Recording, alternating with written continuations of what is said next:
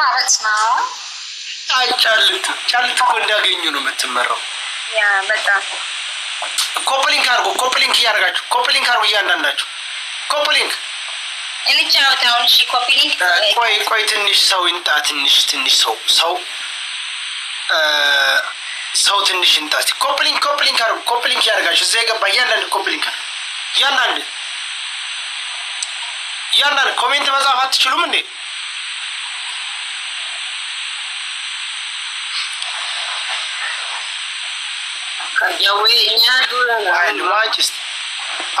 አሁን እየመጣ ነው። ኮፕሊንክ አርጉ በደምብ፣ ሰው በደምብ ይግባ። ትንሽ ከፍ እንበል ትንሽ። ሰው እየመጣ ነው። ኮፕሊንክ አርጉ። ደሱ መግዲ እየመጣው ነው። የማመሰግነው መግዲ ብቻ 520 ኮፕሊንክ አረገች። አንዲት ቫይራል ተዘግቶብኛል። እነዛ አንጂ ዘመዶችን አባ ቃሪያ ነው አባ ወደ ሌጋ እየተጫወተ ታም በኋላ ቤቴ አላዘለቀው። እውነቴን ነው። እንግዲህ ፋሚሊ መጣ ትላለ። ከባድ ጊፍተር ደግሞ ሸር እያለ መግባት አባቴ ትዩ ጆሮሽና ኮርኩሪ ያምሻል ነው ከዳር ኮፕሊንክ ያደርጋችሁ ይሄ ሁሉ አሁን ሰው በቃ ኮፕሊንክ አድርጉ። ኡመተከኛ አችዲ ማንጅ ነገሯሲ ኡመተጠኛ ምናምን የለም። ኮፕሊንክ አድርጉ። ያንዳንድ ኮፕሊንክ አሲያች ለቡትተን ዲማ ሞራሊ ታቢያ ኮፕሊንክ አሁን እንትኑን ፈታው የመግዲ ኮፕሊንክ ብቻውን የዘገደው ሙሉ በሙሉ የታገለው ነው ያለው። እዛ ያላችሁ ደግሞ 50 ሰዎች በሉት እቲ ማከመነ ማኺራ ደስተን አከመነ ሄደስተን ጀለት ኮፕሊንክ እያንዳንዳችሁ ጂዩስ ሰው አለ የለም ማኪፋ አለ ይመጣል። ችግር የለውም። እናንተ ጋር እባክሽ እኔና ኪዩን በእኔን ታዩ አባቴ ቤታቸውን የሚሸጣሉ። እንኳን ይሄን ባንዲራ አድርጌ እንዳውም ባንዲራውን አነሳዋለሁ። ጨዋታ እኮ ጦር የገጠመው ነው የሚመስላችሁ ባንዲራው። ለምንድን ነው ግን መኪ ምንድን ነው ሀሳብ ሲኖርህ ምናምን እሱ እንደሱ ትላለህ። ሀሳብ ከሌለ ግን ለጨዋታ ረግም ምንድን ነው ያልከው? ለምንድን ነው ግን ባንዲራውን ስታው የምትናደዱት? ምንድን ነው ችግሩ? ለእኔ ጨርቅ ነው። ጨርቅ ደግሞ አይቼ የምናደድበት ምክንያት የለም። ታዲያ ለምን ትናደጃለች? ጨርቅ ከሆነ አልተናደድኩም። ምንድን ነው እኮ ነው የምትይው። አይ ጫልት ትክክለኛ ጎበዝ ና። እኔ ጫልቱን ወዳታለሁ። እነዚህን እኔ እንደውም ከጫልቱ ፎንቃ ሳይገባልኝ አይቀርም። ያው ትንሽ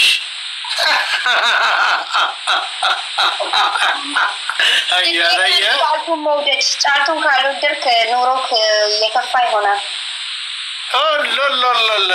ጫልት እኮ በጣም መልካም ሰው እኮ ናት። እውነቴን ነው። መልካም ሰው ናት።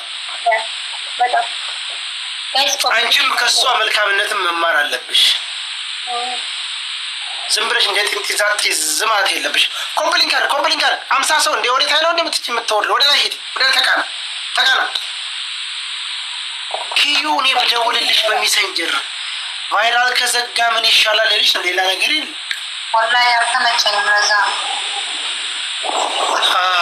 ታም ኮፕሊንክ ያደርጋቸው። ኮፕሊንክ ሲያበቃ ወደ ታየው 800 ኮፕሊንክ 50% ያደረገችው ማኪና ወሎ እንደዚህ አሁን እንደዚህ ኮፕሊንክ አድርጉት። ቅጣት በ3000 ነው። ይሄ በ3000 ነው። በቤስቶ ስሪ ነው። ይሄ ነው 2000 ነው። እንደማንኛውም ሰው ነው የምንጫወተው። ህግ 2000 ኦኬ። ቤስቶ ስሪ ነው። በሁለት ነው 3000 ነው። ቅጣት እኮ አሁን ተቀይሯል። ወላሂ 3000 ግን ተቀይሯል ማለት ነው። በ3000 ነው። ቤስቶ ስሪ ነው። በ3000 ነው። ቤስቶ ስሪ ነው። መስማማት አለብን። አዩ እሺ ብለሽ ታብታብ አድርጉኛ። ቤት ያላችሁ አንድ ዜ ነው። ረገጡት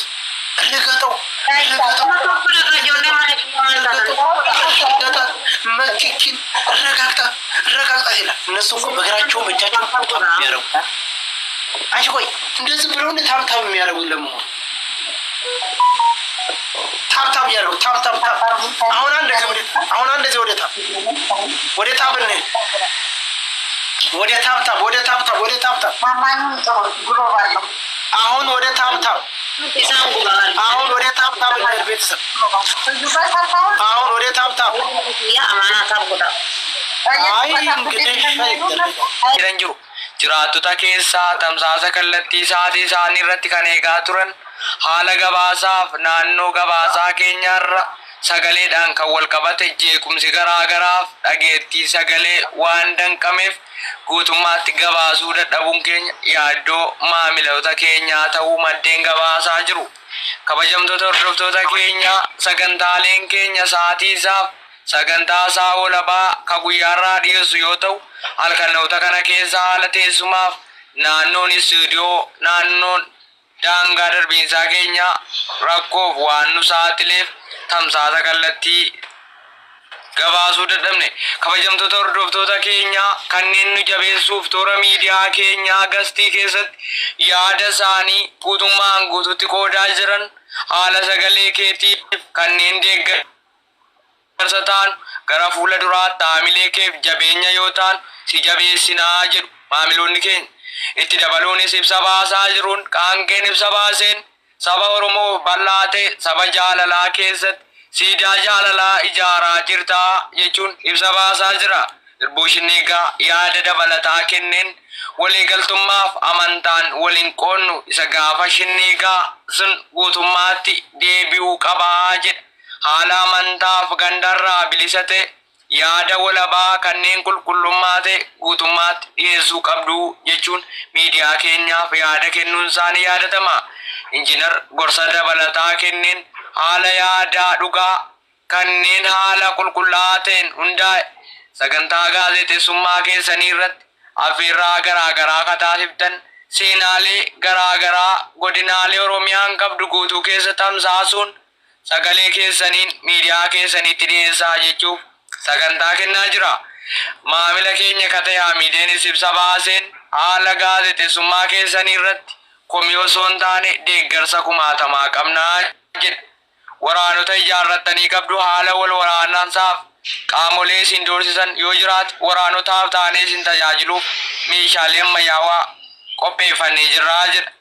Kabajamtoota hordoftoota keenyaa haala oduuf odeeffannoo keenya tamsaasa guyyaa har'aaf kanneen galgalarraa gabaafamu guutummaatti gabaasuuf rakkataa akka turre haala teessumaaf namoota naannoo keenya jiran jeeqamsa sagalee uumamaa laata ka jedhuuf guutummaatti gabaasarraa qusachuun keenya ni yaadatama.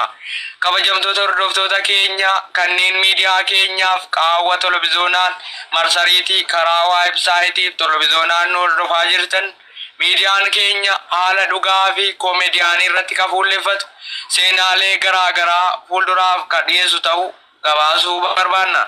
Kabajamtoota hordoftoota keenya kanneen aarsaaf yeroo keessan taasiftan gastii keessatti yaadota garaagaraaf gaarii ta'e dhiyeessaa turtan hordoftoota keenya kabajamoo maqaa miidiyaa keenyaan galatoomaa isiniin jenna. Ulfaadhaa.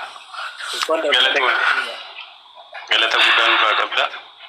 Waaqayyo akkanumatti isaa eebbisu daandii sirrii isaa qubachiisu Waaqayyo akkanumatti nama fakkeenya ta'u nama hundaaf fakkeenya ta'u nama biyyaaf seenaa dalagu si'aa taasisu Waaqayyoon daandiin kee daandii sirriidha. Waaqayyo si faanaa ta'u abbaan barbaade abadan namni tokko hayyuun tokko ni qeeqama kana beeki. Hayyuun qeeqamaati. Namni seenaa namaaf dabarsu namni dhugaa irratti hundaa'ee waan dhugaa tokko baasu ni qeeqama.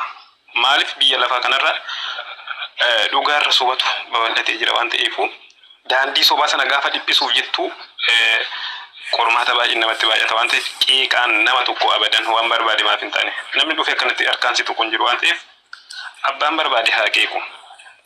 Maaliif akkuma leenci adeemsa isaatti fufaa waan akkasii jedhama mammaaksi gaafa mammaaka muluun saalloon xumuruu baadde kanaaf abbaan barbaade waan barbaade siinaa jedhu ati kaayyoo kee qabatte kan tokko irraa hin dabin kaayyoo kee galmaan gahii si faana jirraa abshiraa dhooku akkanumatti jiraatu siin jedha. Ati dhugaatii tokkuma har'a fakkeenya dhuftara waan kana fakkee hafe nuti waraqaa barreessinee yookaan waraqaa waan ta'e gochuu dandeenya. Akkuma jedhamu kanatti waa fuulduraa wayii qabaattaa si fuuldura wanti jira wanni jedhamu baay'ee hundi keenyaaf gaaffiidha beektaa. Arraba irraa baasee dubbachuun. Amma akkasiitii si barreeffama baay'ee tokko nama jabaa. No, wanna si ajaa'ibu viidiyoo yeroo dheeraa yeroo nan dubbadhu su jira. Gaafan dubbii keessa mata duree qabannaan waa'ee waa irraa laalu kan an guyyaa tokko hanga yoonaatti eegan waa'ee kana jammalee qalama of biraan qabu. Hin qabu qalama of biraan qabu barreessuu miti qalaman hin qabu gaaya. Barreessuu nan danda'a garuu barreessuu nan danda'a osoo hin barbaade barreeffama sirriitti danda'a jechuun afaan Ingiliffaan nan bara. Barreessaa amma tokko Amaariffaa sana yaala garuu Oromiffaa sirriitti barreessa jechuu barbaadeeti. Walumaa galatti garuu wanta kana barreessee dhiyeessee guyyaa tokko barreesse. Isa akkas beektaa gaafa dubbadhu riida akkas kaameeraa laalaa dubbadha beektaa intalli tokko ati fuuldura keerraa gidaara jirre girgiddaa irratti barreeffattee qabda waan saliidaa wayii qabda kan nama girgiddaa qabda malee saliidaa wayii qabda kan nama fakkaata. Miira nama hundaa keessatti fakkeenyaaf gurbaan kun saliidaa guddaa biraa qabaa waa'ee irraa ni jiraame dubbisee jedhu kan wanta jedhu malee kun kuma namatti hin dhagahamu. Amma dudduuba koo quraana jira achi quraana jira kaameraan dudduuba kan arguu danda'u quraana suni quraana jechuudha. Dudduuba koo quraana sana booda jidaara inni fugarri sun dukkanaa jechuudha ifaa fayyadamaa jira waan ta'eef.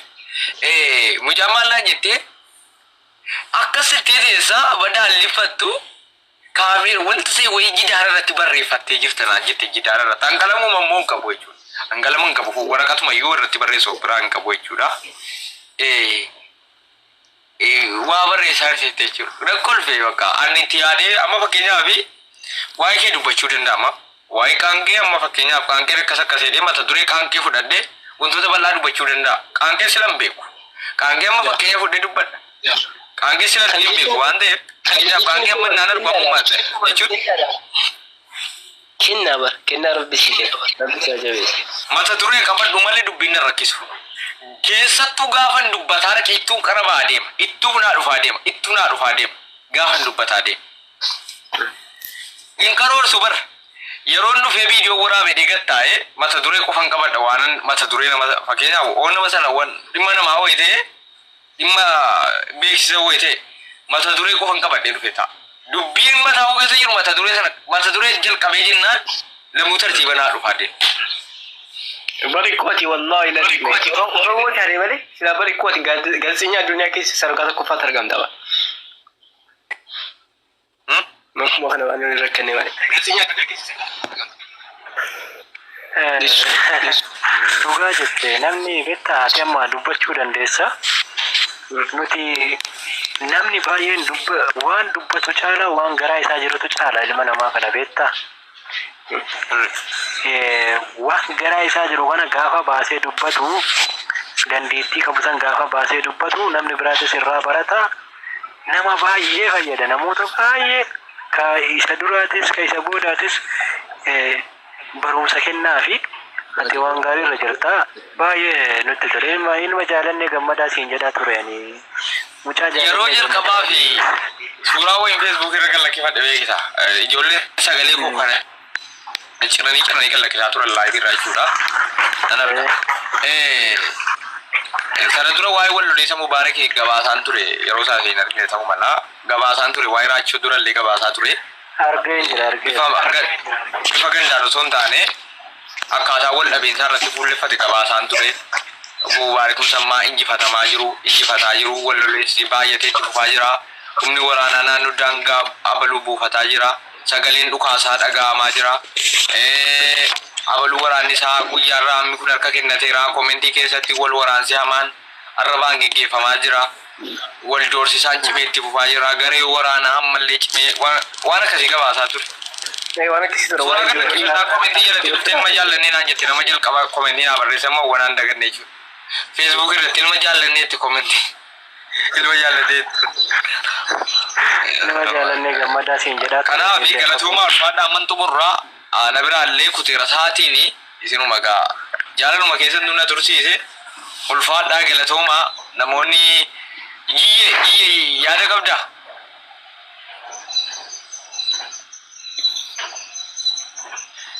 Okay, Abdi Jibo. ወይ ሰላም አለይኩም ወአለይኩም ሰላም ወራህመቱላህ ገገባብሲ ዋኑ እንጂ ዳረ አኑ ወመንጀሮ እንጋዋን ድንኪሲ ፈታ ገጌታ ሱመቶኮ thank you ገለቶሚ አማ ከጥሙራሽ ከጥሙራሽ ከጥሙራ እሺ ሁሉ ጥሙራ ወይ ሲንጀሪ አስረት ጥሙሩ ዮ ይጅራ በከጨራታ ይጀምራል ኦኬ መድት ልብሽ ከራታ መግደስ